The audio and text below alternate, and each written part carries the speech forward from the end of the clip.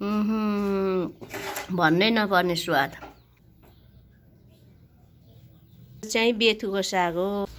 घाम लागेको छैन आज, कडकनाथ कुखुरा। यो अन्डा चाहिँ पोठी, अर्को पोठीको हामीले आज पकाएको छु। यो चाहिँ फ्राई गरेर राख्ने। त्यहाँ आफ्नै बारीको मुलाको साग र यो सोप, यही हो यी कुखुराको सुप। यो चाहिँ आज कोदोको ढिँडो खाने। कोदोको ढिँडो चाहिँ मेरो श्रीमानले आज बनाउँदै हुनुहुन्छ। ढिँडोसँग खाने कुखुराको मिट। दिस इज ढिँडो, नेसनल नेपाली फुड। यो चाहिँ कुखुराको सुप।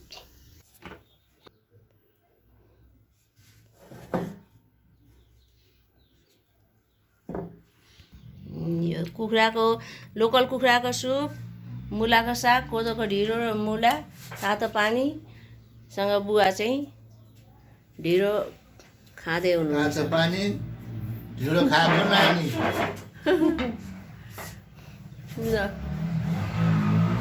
खानु दामी तरिकाले खानु भयो नुन लागेको हो।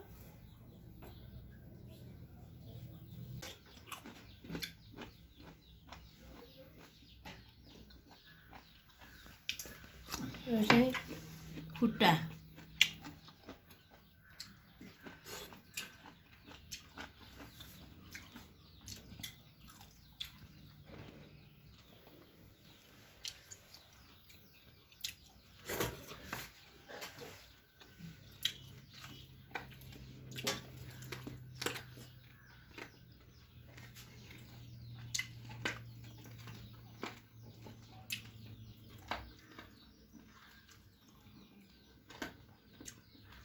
हेर्नु बुवा सिधा लु भन्नु भयो। के चाहिँ मिठो, ढिँडो मिठो कि मासु मिठो कि के अरे मिठो, मुला मिठो? खोलेमा चेनी दियो है ठुली नानी। के भनेको त्यो चाहिँ कुन भाषा हो? खाली भाषा नि। के भनेको त्यो चाहिँ? सबै मिठो छ भनेको। ए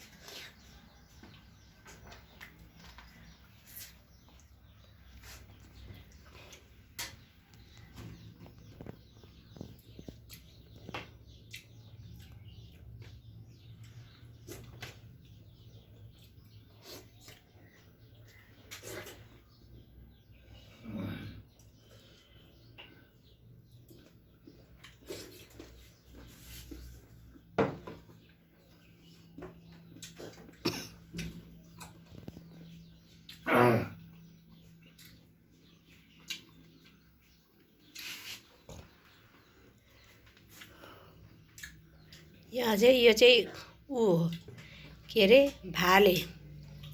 पोठी चाहिँ हामीले लोकल कुखुरा खाएर एउटा अन्डा पेटभित्रबाट गयो, अरू चाहिँ भाले। यो चाहिँ कडकनाथ भाले हो, अनि पोठी चाहिँ नकडकनाथ।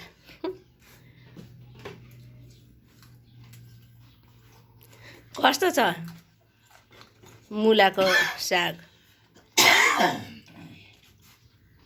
ल यो पनि मुलाको साग खानु पचाउनु पर्छ।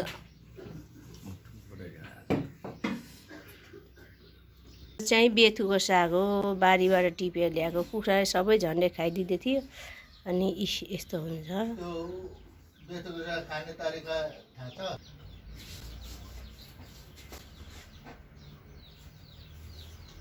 कति खाइसक्नु भयो? मिठो छ। ढिँडो खाएँ, अब सुप होपा गर्दैछु। सुप होपा गर्नु मम्मीले भन्नु सानोमा, अनि सुप होपा गर्नु भनेको पिउनु अरे मम्मीको भाषामा, त्यसै कारणले सुप होपा।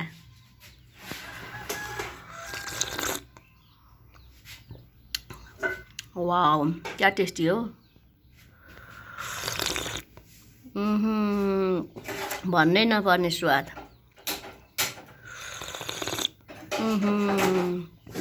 मासु खाएँ सुप।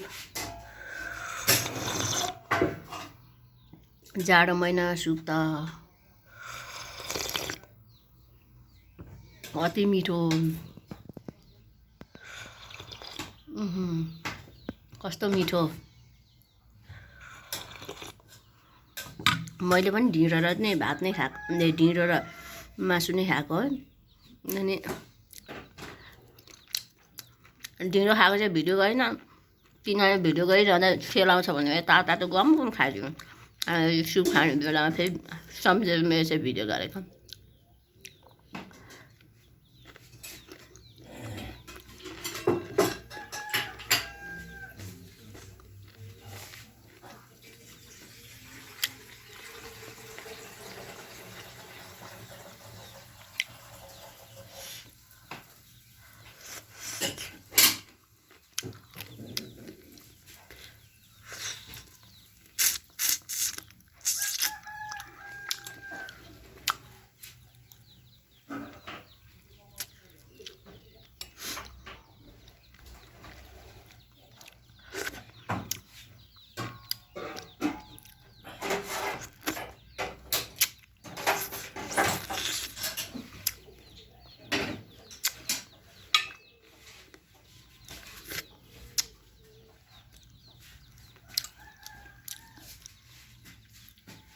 यो चाहिँ डाकुले।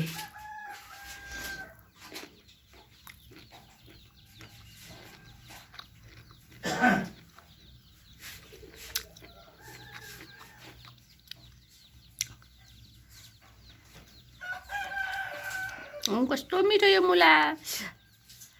मासु न मिठो मुला त। वाउ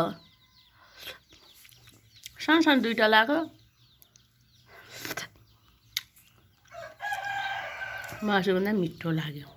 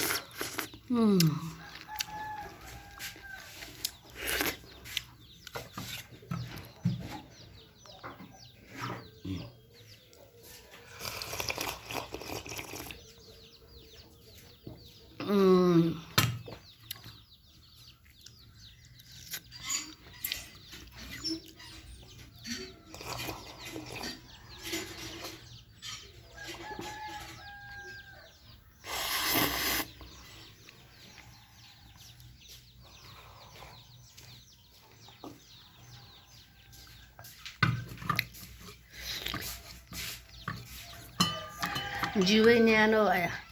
आज त्यति घाम लागेको छैन।